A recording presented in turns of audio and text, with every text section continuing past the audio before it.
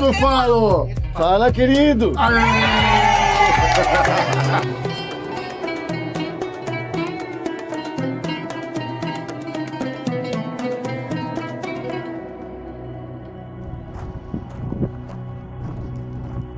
Fala, querido.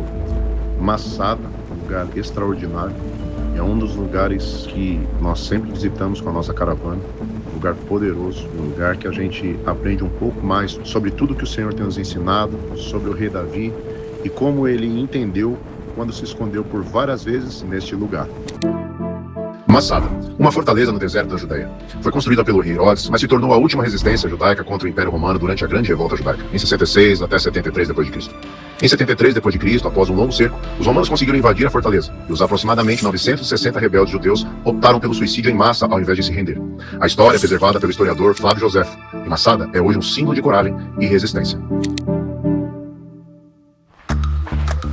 Esse lugar é demais, né?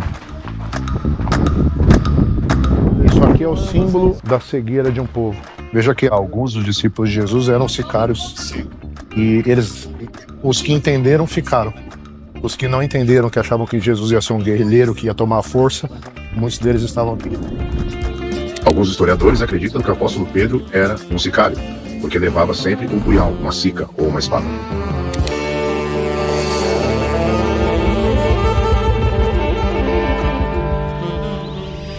Os sicários eram um grupo de rebeldes judeus zelotes que lutavam contra o domínio romano. Eles eram conhecidos por usarem punhais escondidos, sica, de onde veio o nome, para atacar em público, misturando-se à multidão.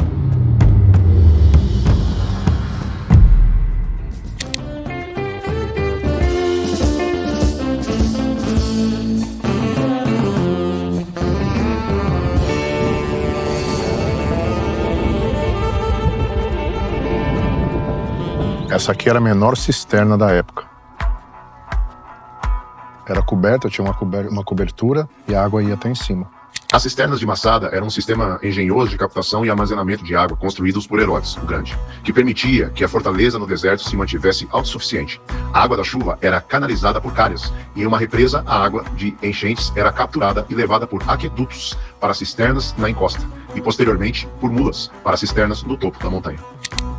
E ela foi destruída, dá pra ver lá, ó. As bolas de pedra que eram arremessadas das catapultas vinham de lá, dessa parte.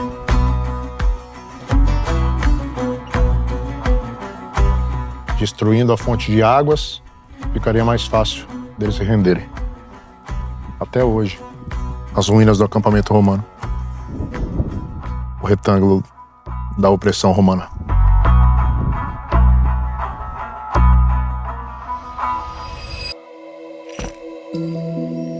Os romanos não invadiram Masada do dia para a noite.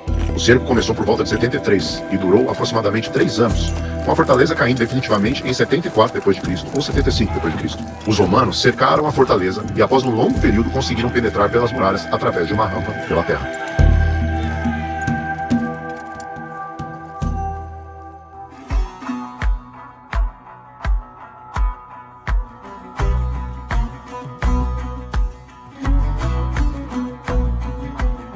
Dessa parte dá pra ver melhor o acampamento dos romanos, aquele retângulo lá. E de lá eles jogavam com as catapultas, eles jogavam as pedras, ela atingia aqui. E essas aqui eram as pedras da catapulta. Olha o tamanho. Dá pra ter uma noção aí, né?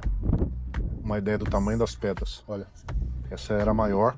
Imagina isso caindo em cima das casas, em cima das pessoas, em cima das crianças. Aqui tem uma menor. Mas ainda a menor fazia um estrago muito grande. Imagina isso dia e noite sendo lançado contra eles. Pelos romanos, até que eles conseguissem terminar a rampa e invadir.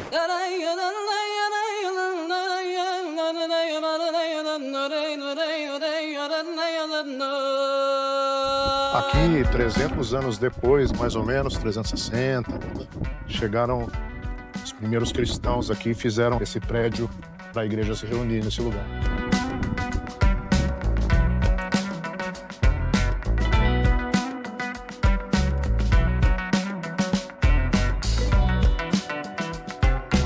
Pessoal, eles armazenavam a água da chuva com cisternas, tá bom?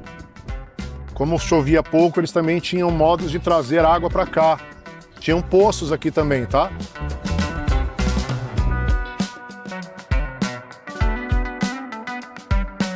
Aqui eram as salas de banho, os banhos públicos, ok?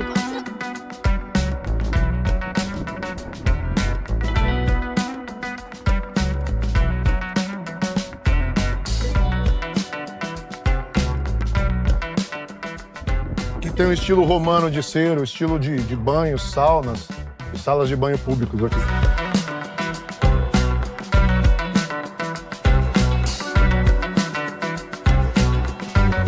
Esse aqui é o sistema de caldeiras deles. Era colocado fogo naquela parte e esquentava toda a água que estava dentro do local.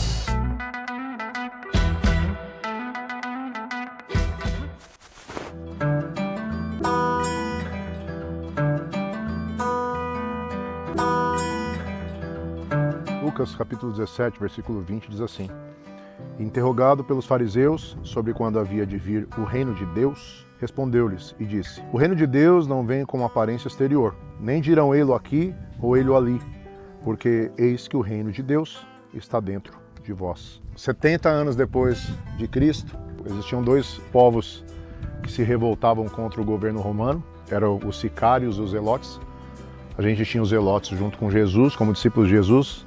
A maioria do povo que se revoltava era uma subdivisão dos zelotes, os sicários, era um grupo menor. Acredita-se que Pedro era um sicário, por isso ele corta a orelha do soldado, etc.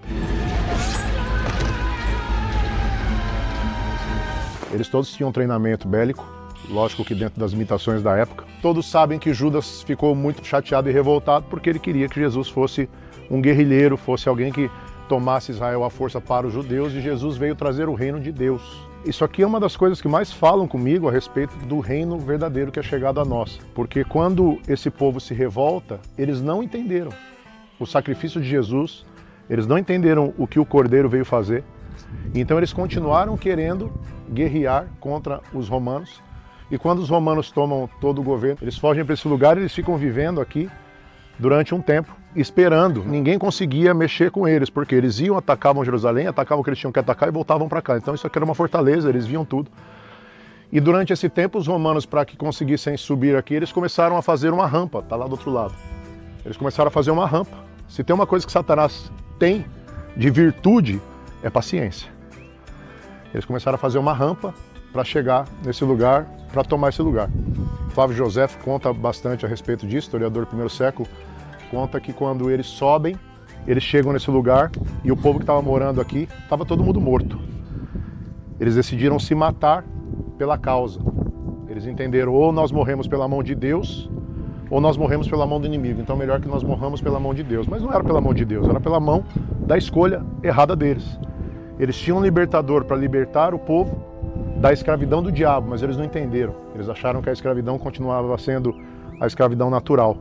E por causa do patriotismo deles, eles preferiram se matar. Sobraram duas mulheres, se eu não me engano 3 crianças ou algumas crianças, para contar a história. Quando eles chegaram, os corpos estavam todos no chão. Eu vou ler agora a carta do líder deles, Eleazar ben Yair. Amigos e irmãos, estamos diante de uma escolha, um destino.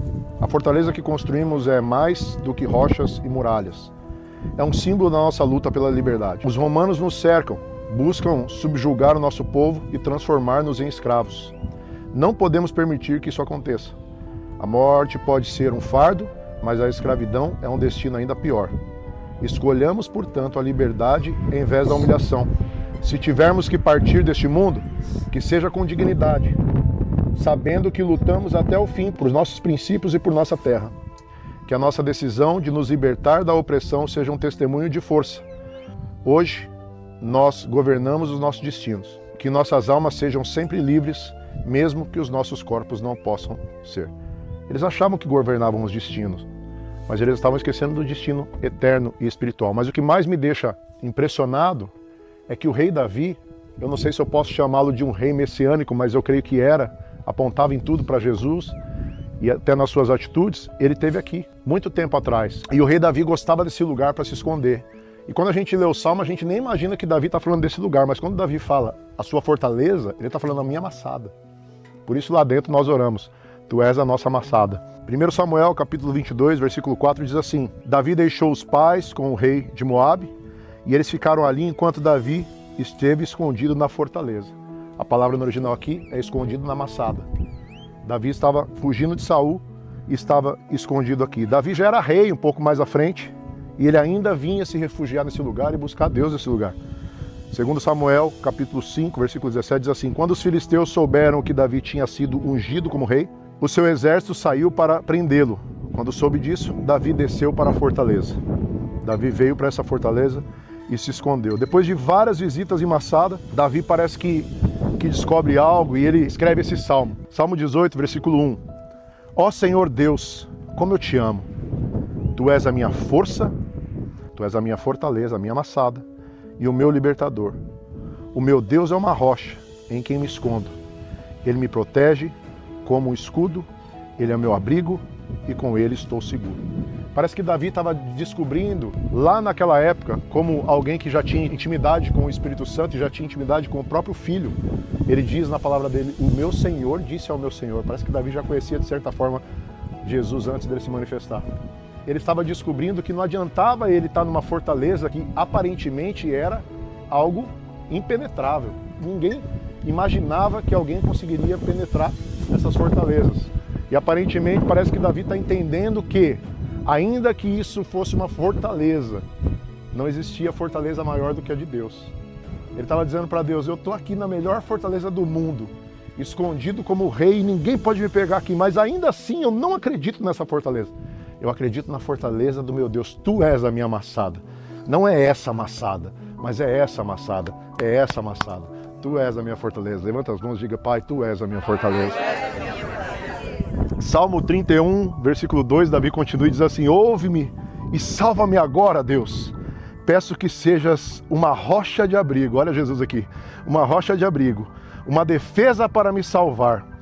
Tu és a minha rocha, a minha fortaleza. Guia-me, orienta-me, como prometestes. Existem tantos problemas na nossa vida que a gente muitas vezes se refugia para as massadas erradas.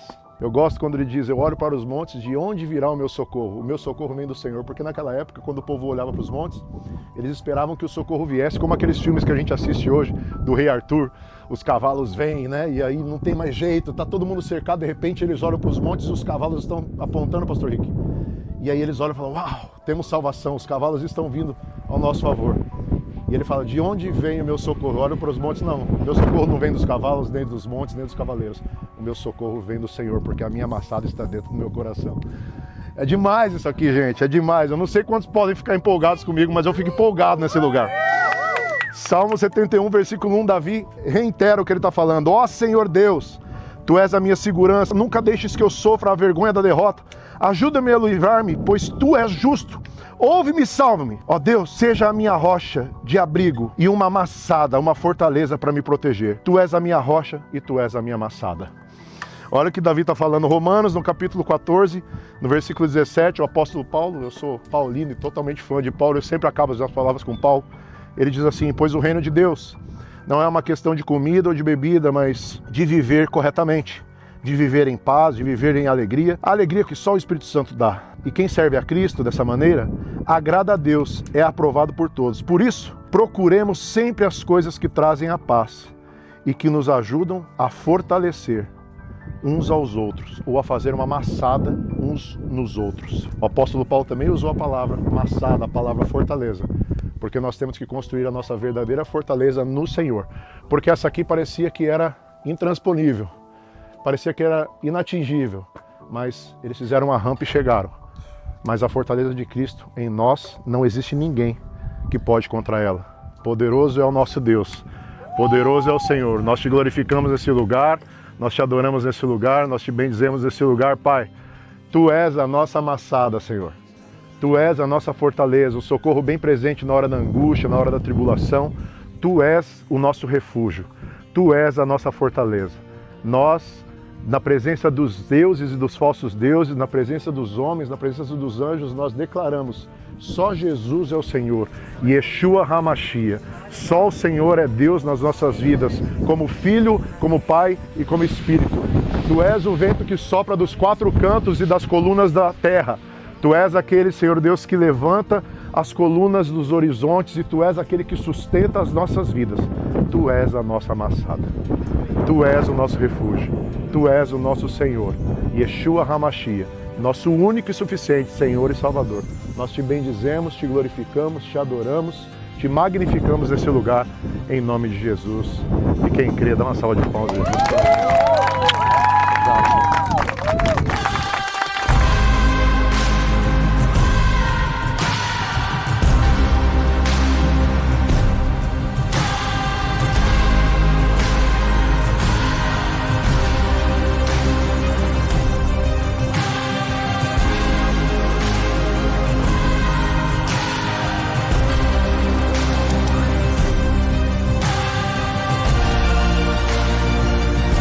Estamos em Massada. Se você quiser vir nessa caravana comigo, é só você deixar nos comentários aí. Eu quero e minha equipe para entrar em contato com você. Eu falo ou não falo? Fala, querido!